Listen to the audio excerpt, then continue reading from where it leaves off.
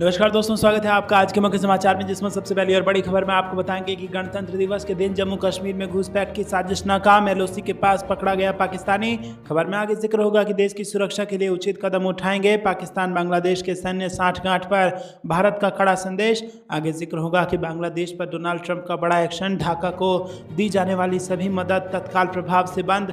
आगे आपको बताएंगे कि बजट से पहले मोदी सरकार ने दी सौगात, यूपीएस को लागू करने की पूरी तैयारी, इसके फायदे आपको बताएंगे। और इसी के साथ आगे जिक्र होगा कि दिल्ली बीजेपी घोषणा पत्र पार्ट 3, शरणार्थी कॉलोनियों को मालिकाना हक, जरूरतमंद छात्रों को मेट्रो यात्रा फ्री। दोस्तों, इसी प्रकार की तमाम बड़ी खबरें आपके लिए लेके आए हैं, लेकिन उससे पहले आपसे निवेदन की वीडियो कीजिए लाइक और चैनल को सब्सक्राइब करके बेल आइकन दबाकर कमेंट में लिखिए जय हिंद। रुक करते हैं सबसे पहली और बड़ी खबर की तरफ। गणतंत्र दिवस के दिन जम्मू कश्मीर में घुसपैठ की साजिश नाकाम, एलओसी के पास पकड़ा गया पाकिस्तानी। जी हाँ दोस्तों, आपको बता दें कि जम्मू कश्मीर के पुंछ जिले में नियंत्रण रेखा पार करने के बाद एक पाकिस्तानी घुसपैठी को गिरफ्तार किया गया है। अधिकारियों ने रविवार को ये जानकारी दी। अधिकारियों ने बताया कि पाकिस्तान के कब्जे वाले कश्मीर के त्रिनिकोट गांव के निवासी मोहम्मद यासिर फैज को पुलिस ने शनिवार करीब 11:30 बजे सलोत्री सीमावर्ती गांव से हिरासत में लिया।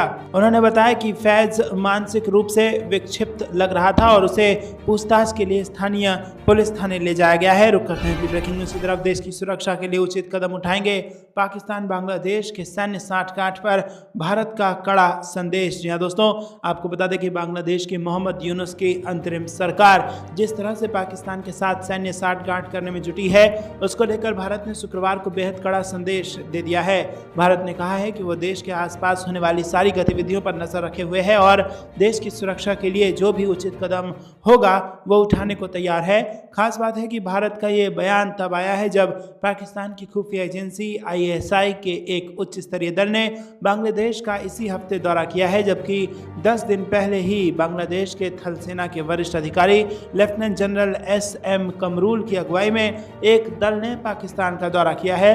दोनों देशों के बीच सैन्य अभ्यास शुरू किए जाने और पाकिस्तानी सेना की तरफ से बांग्लादेशी सेना को प्रशिक्षण देने पर भी बातचीत हो रही है। और इस बारे में जब विदेश मंत्रालय के प्रवक्ता रणधीर जायसवाल से पूछा गया तो उनका जवाब था कि भारत के आसपास जो भी गतिविधियां होती हैं, हम राष्ट्रीय हित के संदर्भ में उस पर पैनी नजर बनाकर रखते हैं। रुक करते हैं अगली ब्रेकिंग न्यूज की तरफ। बांग्लादेश पर डोनाल्ड ट्रंप का बड़ा एक्शन, ढाका को दी जाने वाली सभी मदद तत्काल प्रभाव से बंद। जी हाँ दोस्तों, अमेरिकी राष्ट्रपति डोनाल्ड ट्रंप ने बांग्लादेश के खिलाफ सबसे बड़ा एक्शन लिया है। ट्रंप ने बांग्लादेश को दी जाने वाली सभी तरह की मदद को तत्काल प्रभाव से रोक दिया है। ट्रंप के कार्यकारी आदेश में बांग्लादेश को दी जाने वाली सभी प्रकार की सहायता को तत्काल प्रभाव से रोकने का आदेश दिया गया है। इस आदेश में बांग्लादेश को दी जाने वाली मदद रोकने के साथ ही सभी प्रकार के प्रोजेक्ट पर भी स्टे लगा दिया गया है। आदेश में कहा गया है कि बांग्लादेश में चल रहे सभी कार्यों को भी तत्काल प्रभाव से रोका जा रहा है। यूएसएआईडी ने एक पत्र जारी करके ये जानकारी दी है। इसमें अनुदान, अनुबंध समेत सभी तरह के सहायता कार्यक्रम को तत्काल रोकने की बात कही गई है। डोनाल्ड ट्रंप के राष्ट्रपति बनते ही भारत के विदेश मंत्री एस जयशंकर ने बांग्लादेश में हिंदुओं पर हो रहे जुर्म का मुद्दा उठाया था और ट्रंप प्रशासन ने बांग्लादेश के खिलाफ कड़ी कार्रवाई करने की मांग की थी। इसके कुछ ही दिनों में अमेरिका ने बांग्लादेश के खिलाफ ये कड़ी कार्रवाई की है। हालांकि यूएसएस ने बांग्लादेश के खिलाफ कार्रवाई करने की कोई वजह नहीं बताई है, मगर ट्रंप का यह फैसला बांग्लादेश की मोहम्मद यूनुस सरकार के लिए बड़ा झटका माना जा रहा है। यूएसएड अमेरिकी एजेंसी है जो विभिन्न देशों को स्वास्थ्य, शिक्षा, कृषि, आपात और मानवीय सहायता जैसे मामलों में अरबों डॉलर की सहायता देती है। अमेरिका के इस कदम से बांग्लादेश को बड़ा झटका लग गया है। रुक करते हैं अगली ब्रेकिंग न्यूज की तरफ। बजट से पहले मोदी सरकार ने दी सौगात, यूपीएस को लागू करने की तैयारी पूरी। जी हाँ दोस्तों, आपको बता दें कि यहाँ पर आम बजट की तैयारी चल रही है। आगामी 1 फरवरी 2025 को केंद्रीय वित्त मंत्री निर्मला सीतारमण इसे संसद में पेश करने वाली हैं। बजट से पहले ही मोदी सरकार ने केंद्रीय कर्मचारियों को यूनिफाइड पेंशन स्कीम यानी यूपीएस के लिए पहले ही आधिकारिक तौर पर नोटिफाइड कर दिया है और इसके साथ ही इस बात का भी ऐलान कर दिया है कि 1 अप्रैल 2025 से नई पेंशन स्कीम की सुविधा प्रदान की जाएगी। यूपीएस लागू होने के बाद बाद सरकारी कर्मचारियों की बेसिक सैलरी का 18.5% कंट्रीब्यूशन करेगी। यूनिफाइड पेंशन स्कीम की घोषणा केंद्र सरकार ने बीते साल अगस्त में ही कर दी थी और इस दौरान ओल्ड पेंशन स्कीम और नेशनल पेंशन स्कीम के बीच समायोजन बनाते हुए यूपीएस लॉन्च किया गया था। इस योजना के तहत केंद्र सरकार के कर्मचारियों को रिटायरमेंट के बाद पेंशन दी जाएगी। ये पेंशन उनकी आर्थिक सुरक्षा को सुनिश्चित करने में मददगार रहेगी। रुक करते हैं अगली ब्रेकिंग न्यूज की तरफ, जहां पर आपको बता दें कि दिल्ली बीजेपी घोषणा पत्र पार्ट 3 शरणार्थी कॉलोनियों को मालिकाना हक, जरूरतमंद छात्रों को मेट्रो यात्रा फ्री। जी हाँ दोस्तों, शरणार्थी कॉलोनियों में रहने वाले लोगों को मालिकाना हक देने से लेकर राष्ट्रीय राजधानी में 13,000 सील की गई दुकानों को फिर से खोलने, गिग वर्कर्स और मजदूरों के लिए 10 लाख रुपए का जीवन बीमा, 3 साल के भीतर यमुना को स्वच्छ करना, युवाओं के लिए 50,000 सरकारी नौकरियों तक। भारतीय जनता पार्टी ने अपने दिल्ली चुनाव घोषणा पत्र के तीसरे और अंतिम पार्ट में कई उपायों की घोषणा कर दी है। भाजपा ने दिल्ली की 1700 से ज़्यादा अनाधिकृत कॉलोनियों में निर्माण, मरम्मत और बिक्री सहित पूर्ण स्वामित्व अधिकार देने का वादा किया है। भाजपा नेताओं के अनुसार इस कदम से दिल्ली की अनाधिकृत कॉलोनियों में रहने वाले 40 लाख से ज़्यादा लोगों को फायदा होगा। ऐसी कॉलोनियों के निवासियों की कानूनी मान्यता की लंबे समय से चली आ रही मांग को पूरा करने के लिए दिसंबर 2019 में पीएम उदय योजना शुरू की गई थी और राष्ट्रीय राजधानी क्षेत्र दिल्ली अनाधिकृत कॉलोनियों में निवासियों के संपत्ति अधिकारों की मान्यता अधिनियम 2019 द्वारा समर्थित इस पहल का लक्ष्य 10 लाख से अधिक परिवारों को लाभ पहुंचाना है। हालांकि इस योजना को खराब प्रतिक्रिया मिली है। रुक करते हैं अगली ब्रेकिंग न्यूज की तरफ। नरेंद्र मोदी ने बदला ले लिया, पाकिस्तानी एक्सपर्ट का इंडोनेशियाई राष्ट्रपति के इस्लामाबाद नहीं जाने पर बड़ा दावा, बताया बांग्लादेश कनेक्शन। जी हां दोस्तों, आपको बता दें कि यहां पर इंडोनेशिया के राष्ट्रपति प्रबोवो सुबियांतो रविवार को भारत के 76वें गणतंत्र दिवस के मौके पर मुख्य अतिथि की हैसियत से शामिल हुए हैं। वो चौथे राष्ट्रपति हैं जो भारत के गणतंत्र दिवस पर मुख्य अतिथि के रूप में आए हैं। भारत के पहले गणतंत्र दिवस पर भी इंडोनेशिया के राष्ट्रपति मुख्य अतिथि थे और ऐसे में प्रबोवो का दौरा खास बन गया है। हालांकि एक और वजह से भी ये दौरा चर्चा में है। ये वजह पाकिस्तान से जुड़ी है। प्रबोवो के भारत के साथ पाकिस्तान का भी दौरा करने की चर्चा थी, लेकिन इसे टाल दिया गया। पाकिस्तान के एक्सपर्ट्स का मानना है कि भारत ने दबाव डालकर प्रबोवो को इस्लामाबाद आने से रोका है।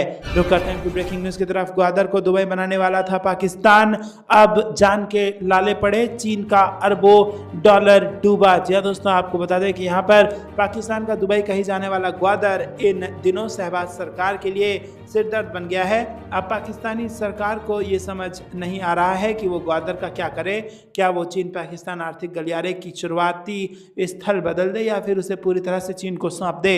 हालांकि पाकिस्तान ये भी नहीं चाहता है कि ग्वादर जैसे इलाके में चीनी सेना की मौजूदगी हो, क्योंकि इससे अमेरिकी जो सेना है और अमेरिका जो है वो नाराज हो सकता है और देश में भी विरोध हो सकता है।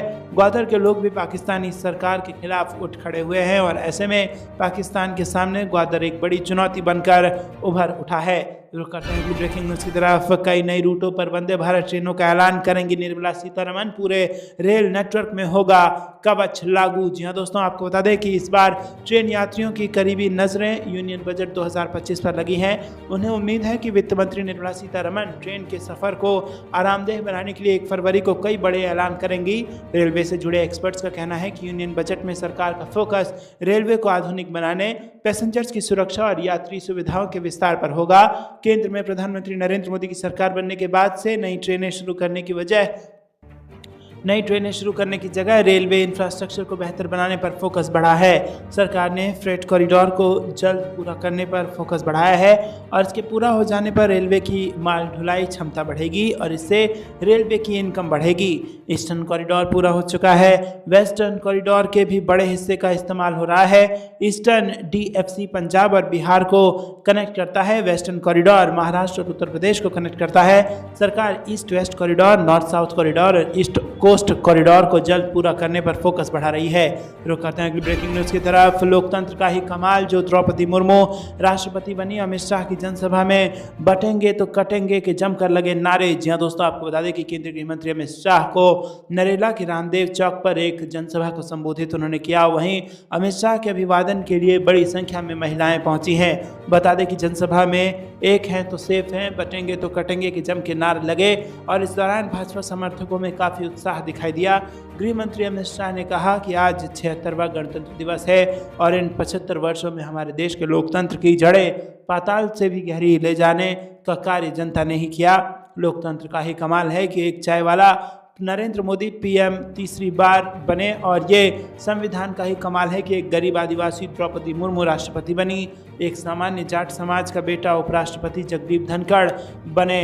दोस्तों, अमित शाह ने कहा कि 8 फरवरी को दिल्ली आपदा से मुक्त हो जाएगी और केजरीवाल के कुशासन का अंत 8 फरवरी को हो जाएगा। मैं आज बताने आया हूं कि नरेला, बांकनेर, होलंबी, कला जैसे वार्ड केजरीवाल की राह देख रहे हैं कि कब 5 साल आए और केजरीवाल को हटाए।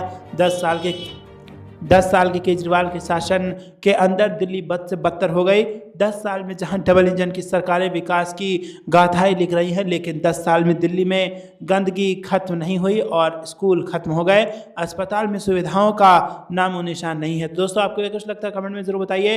वीडियो को लाइक नहीं किया है तो लाइक जरूर कीजिएगा। रुक करते हैं अगली ब्रेकिंग न्यूज की तरफ। ट्रंप के ट्रेलर से चीन में हड़कंप। खुद जिनपिंग के विदेश मंत्री ने अमेरिकी समकक्ष को कर दिया फोन और चेतावनी देने का दावा किया है। जी हाँ दोस्तों, अमेरिकी राष्ट्रपति डोनाल्ड ट्रंप के ट्रेलर से क्या वाकई चीन घबरा गया है?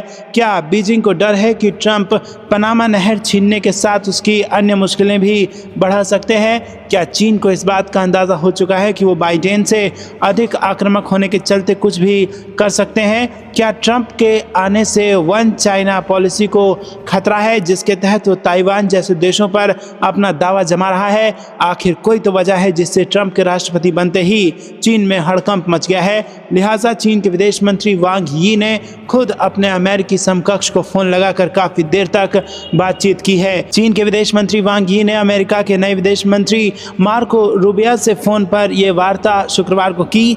चीन की ओर से दावा किया जा रहा है कि उसके विदेश मंत्री ने फोन पर वार्ता के दौरान मार्को रूबियो को दायरे में रहकर काम करने की पूर्व चेतावनी दी है। रुक करते हैं अगली ब्रेकिंग न्यूज की तरफ। पाकिस्तान के नापाक मंसूबों पर फिरेगा पानी, भारतीय सेना की तीसरी आंख बनेगी संजय। जी दोस्तों, पाकिस्तान अक्सर सीमा पर घुसपैठ की अपनी नापाक हरकतों को अंजाम देने की कोशिश करता रहता है। अब घुसपैठ पर नजर बनाए रखने के लिए भारतीय सेना को संजय जैसे युद्ध क्षेत्र निगरानी प्रणाली मिल चुकी है। रक्षा मंत्री राजनाथ सिंह ने शुक्रवार को नई दिल्ली से संजय को हरी झंडी दिखाकर रवाना किया। ये सेना के लिए तीसरी आंख का काम करेगी। देश की ये आधुनिकतम निगरानी प्रणाली जमीनी और हवाई युद्ध क्षेत्र की जानकारी सेंसर से एकीकृत करती है और ये सीमाओं की निगरानी और घुसपैठ को रोकने में कारगर होगी। निगरानी प्रणाली संजय को भारतीय सेना और भारत इलेक्ट्रॉनिक्स लिमिटेड ने विकसित किया है। मार्च से अक्टूबर 2025 तक 3 चरणों में सेना के सभी परिचालन ब्रिगेड, डिवीजनों और कोर में शामिल किया जाएगा और इस साल को रक्षा मंत्रालय में सुधारों का वर्ष घोषित किया गया है। 2402 करोड़ रुपए की लागत से इस प्रणाली को विकसित किया गया है। रुक करते हैं अगली ब्रेकिंग न्यूज की तरफ। 8 साल बाद कर्तव्य पथ पर बिहार की झांकी, नालंदा विश्वविद्यालय और बौद्ध विरासत की दिखेगी झलक। जहां दोस्तों, आपको बता दें कि बिहार की झांकी 8 साल बाद गणतंत्र दिवस 2025 में कर्तव्य पथ पर धूम मचाएगी। ये झांकी बिहार के प्राचीन गौरव, समृद्ध ज्ञान, परंपरा और उसके संरक्षण के प्रयासों को दिखाएगी। नालंदा विश्वविद्यालय भगवान बुद्ध की प्रतिमा और घोड़ा कटोरा झील जैसे महत्वपूर्ण बिंदुओं को प्रदर्शित किया जाएगा। 76वें गणतंत्र दिवस पर दिल्ली के कर्तव्य पथ पर बिहार की झांकी सबका ध्यान खींचेगी। काफी समय बाद बिहार की झांकी को ये मौका मिला है। आपको बता दें कि जेडीयू के राष्ट्रीय कार्यकारी अध्यक्ष और राज्यसभा सांसद संजय झा ने अपने एक्स हैंडल पर यह जानकारी शेयर की है। उन्होंने बताया कि झांकी में बिहार के प्राचीन गौरव और समृद्ध ज्ञान परंपरा की झलक दिखाई जाएगी। साथ ही उसके संरक्षण के लिए किए जा रहे प्रयासों को भी दर्शाया जाएगा। संजय झा ने कहा कि 76वें गणतंत्र दिवस पर दिल्ली में कर्तव्य पथ पर बिहार की झांकी में हमारे प्राचीन गौरव एवं समृद्ध ज्ञान परंपरा की झलक के साथ साथ उसकी पुनर्स्थापना, संरक्षण के प्रयासों की सुंदर प्रस्तुति होगी। ये झांकी दुनिया को बिहार की समृद्ध सांस्कृतिक विरासत के दर्शन कराएगी। रुक करते हैं अगली ब्रेकिंग न्यूज की तरफ। महाकुंभ में रिकॉर्ड तोड़ भीड़, अब तक 10 करोड़ से अधिक श्रद्धालुओं ने लगा ली डुबकी। जी हाँ दोस्तों, 13 जनवरी से प्रयागराज में जारी महाकुंभ में श्रद्धालुओं की रिकॉर्ड तोड़ भीड़ पहुंच रही है। 10 दिन में अब तक 10 करोड़ से अधिक श्रद्धालुओं ने पवित्र संगम में डुबकी लगा चुके हैं। ये जानकारी उत्तर प्रदेश के मुख्यमंत्री योगी योगी आदित्यनाथ ने एक्स पर पोस्ट करके दी है। योगी ने लिखा कि इस सदी का पहला महाकुंभ 13 जनवरी से प्रयागराज की पावन धरती पर शुरू हो गया है। पिछले 10 दिनों में 10 करोड़ से अधिक श्रद्धालुओं ने पवित्र त्रिवेणी में डुबकी लगाकर पुण्य कमाया है।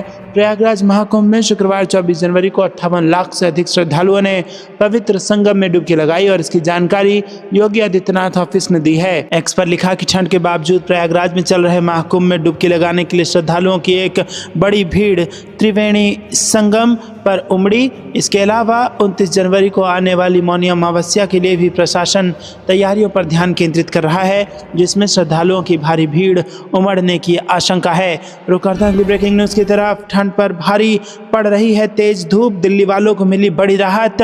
पूरे उत्तर भारत में मौसम का ऐसा है मिजाज। जी दोस्तों, आपको बता दें कि दिल्ली एनसीआर में बीते दिनों से दिन के वक्त तेज धूप निकल रही है। ऐसे में लोगों को ठंड से राहत मिली है। हालांकि सुबह के वक्त हल्का कोहरा भी देखने को मिल रहा है। मौसम विभाग के अनुसार दिल्ली में 26 जनवरी को अधिकतम तापमान 20 डिग्री और न्यूनतम तापमान 7 से 9 डिग्री तक रह सकता है। 27 जनवरी को अधिकतम तापमान 22 और न्यूनतम तापमान 7 डिग्री रह सकता है। 28 जनवरी से एक बार फिर तेज गर्मी परेशान करेगी और 28 और 29 जनवरी को अधिकतम तापमान 24 और न्यूनतम तापमान 8 से 9 डिग्री तक रह सकता है। उधर यूपी में अभी भी शीतलहर का दौर जारी है। रविवार को लखनऊ, कानपुर, आगरा, मेरठ, प्रयागराज, महाकुंभ नगर, वाराणसी, फतेहपुर, बांदा, हमीरपुर, महोबा, चित्रकूट, बाराबंकी, शाहजहाँपुर समेत बरेली समेत कई जिलों में भीषण सर्दी के साथ घना कोहरा छाए रहने का अनुमान है। वहीं पश्चिमी विक्षोभ के कारण हल्की बूंदाबांदी दर्ज की जाएगी। रुक करते हैं अगली ब्रेकिंग न्यूज़ की तरफ। इसरो फिर इतिहास रचने को तैयार। 29 जनवरी को लगेगी सैटेलाइट सेंचुरी। जी हाँ दोस्तों, आपको बता दें कि यहाँ पर भारतीय अंतरिक्ष एजेंसी इसरो लगातार नए आयाम स्थापित कर रहा है। पिछले कुछ समय से इसरो ने कई नई इतिहास रचे हैं और इस बीच इसरो 29 जनवरी को फिर से एक बड़ी उपलब्धि अपने नाम करने जा रही है। बुधवार को इसरो अपनी 100वीं लॉन्चिंग करने जा रहा है। भारतीय अंतरिक्ष एजेंसी इसरो श्रीहरिकोटा के सतीश धवन अंतरिक्ष केंद्र से GSLV F-15 मिशन को लॉन्च करने के लिए पूरी तरह तैयार है और इसरो का ये 100वां मिशन है। रुक करते हैं ब्रेकिंग न्यूज़ की तरफ। पाकिस्तान जिसके टुकड़ों पर पलता है उसको भी नोचने खसोटने से नहीं आ रहा है बाज। क्या मुंह दिखाएंगे PM शहबाज शरीफ। जी हाँ दोस्तों, पाकिस्तान और चीन की दोस्ती के किस्से अक्सर सुनने को मिलते हैं। चीन हर मुश्किल वक्त में पाकिस्तान के साथ खड़ा रहता है। आर्थिक मदद से लेकर हथियार तक के लिए पाकिस्तान अपने परम मित्र चीन पर निर्भर है। इकोनॉमिक क्राइसिस से गुजर रहे पाकिस्तान के लिए चीन ही उम्मीद की किरण है और इसके बावजूद पाकिस्तान की आंखों में पानी नहीं दिखता है। एक बार फिर से इसकी बानगी देखने को मिली है। चीन के 6 नागरिकों को इस कदर परेशान किया गया कि उन्हें हाईकोर्ट के शरण में जाना पड़ा। चीनी नागरिकों का आरोप है कि घर से बाहर निकलने के लिए भी उनसे पुलिस रिश्वत लेती है। उन्हें एक तरह से घर में कैद कर दिया गया है, जिससे उनका बिजनेस बुरी तरह से प्रभावित हो रहा है। चीनी नागरिकों की याचिका पर सिंध हाई कोर्ट ने विदेश मंत्रालय, चीनी दूतावास के साथ ही स्थानीय प्रशासन को नोटिस कर जवाब तलब किया है। रुक करते हैं ब्रेकिंग न्यूज़ की तरफ। अधूरे वादों को गिनाकर अमित शाह ने केजरीवाल से दागा सवाल, कब लगेगी आपकी विश्व प्रसिद्ध डुबकी। जी हाँ दोस्तों, आपको बता दें कि गृह मंत्री अमित शाह ने रविवार को दिल्ली विधानसभा चुनाव के लिए भाजपा के घोषणा पत्र का तीसरा भाग जारी किया। इस मौके पर उन्होंने कहा कि भाजपा के संकल्प पत्र में खोखले वादे नहीं हैं, इसमें दिल्ली में किए जाने वाले कार्यों की सूची है। नरेंद्र मोदी जी ने 2014 से देश में पॉलिटिक्स ऑफ परफॉर्मेंस स्थापित किया है। भाजपा ने जितने भी चुनाव आए उनमें जो वादे किए थे उन्हें पूरा करने का गंभीरता से प्रयास किया है। इसके साथ ही शाह ने अरविंद केजरीवाल और दिल्ली सरकार पर जोरदार हमला बोला। उन्होंने कहा कि दिल्ली में केजरीवाल एक ऐसी सरकार चला रहे हैं जो वादे करती है लेकिन उनको पूरा नहीं करती। केजरीवाल चुनाव में फिर से झूठ के पुलिंदे लेकर जनता के सामने मौजूद हो जाते हैं। अमित शाह ने कहा कि मैंने अपने राजनीतिक जीवन में इतनी सफाई से झूठ बोलने वाला शख्स नहीं देखा है। अरविंद केजरीवाल ने कहा था कि मैं और मेरी सरकार का कोई मंत्री सरकारी बंगला नहीं लेगा, लेकिन उन्होंने बंगला लिया। यहाँ तक तो ठीक था, लेकिन 51 करोड़ से ज़्यादा खर्च करके 4 बंगलों का एक साथ मिलाकर उन्होंने एक शीश महल ही बना दिया। रुक करते हैं अगली ब्रेकिंग न्यूज की तरफ। नए साल में पीएम मोदी का पहला बिहार दौरा, भागलपुर में किसान सम्मान समारोह, करोड़ों की योजनाओं की घोषणा। जी हां दोस्तों, प्रधानमंत्री नरेंद्र मोदी 24 फरवरी 2025 को बिहार के भागलपुर आएंगे। वो किसान सम्मान समारोह में शामिल होंगे, करोड़ों रुपए की कल्याणकारी योजनाओं का ऐलान करेंगे और इसमें 10 जिलों में मिट्टी जांच प्रयोगशालाएं और गांव में किसान चौपाल शामिल है। इस साल पीएम मोदी का पहला बिहार दौरा होगा। केंद्रीय कृषि मंत्री शिवराज सिंह चौहान ने बिहार के डिप्टी सीएम और अन्य अधिकारियों के साथ तैयारियों पर चर्चा की। उन्होंने बताया कि पीएम मोदी किसान सम्मान निधि की 19वीं किस्त भी इसी दिन भागलपुर से जारी करेंगे। पीएम मोदी 24 फरवरी 2025 को बिहार दौरे पर किसानों के लिए कई बड़े ऐलान करेंगे। भागलपुर में आयोजित किसान सम्मान समारोह में वो करोड़ों रुपए की योजनाओं की शुरुआत करेंगे और इसमें किसानों के कल्याण से जुड़ी कई योजनाएं शामिल हैं। इस मौके पर पीएम मोदी प्रधानमंत्री किसान सम्मान निधि योजना की 19वीं किस्त भी जारी करेंगे। किसानों को सीधे उनके खातों में पैसे ट्रांसफर किए जाएंगे। तो दोस्तों, आपको क्या कुछ लगता है कमेंट में जरूर बताइए। वीडियो को लाइक नहीं किया तो लाइक जरूर कीजिएगा। रुक करते हैं अगली ब्रेकिंग न्यूज की तरफ। डोनाल्ड ट्रंप ने मारी प्रधानमंत्री मोदी की नकल और चीन को दे दिया सख्त संदेश। या दोस्तों, प्रधानमंत्री नरेंद्र मोदी के मेक इन इंडिया की नकल करते हुए अमेरिका के राष्ट्रपति डोनाल्ड ट्रंप ने मेक इन यूएस का नारा दिया है, लेकिन उन्होंने दुनिया को धमकी भी दे दी है। उन्होंने कहा कि अगर आप अमेरिका में निर्माण नहीं करते हैं तो आपको भारी भरकम टैरिफ देना होगा।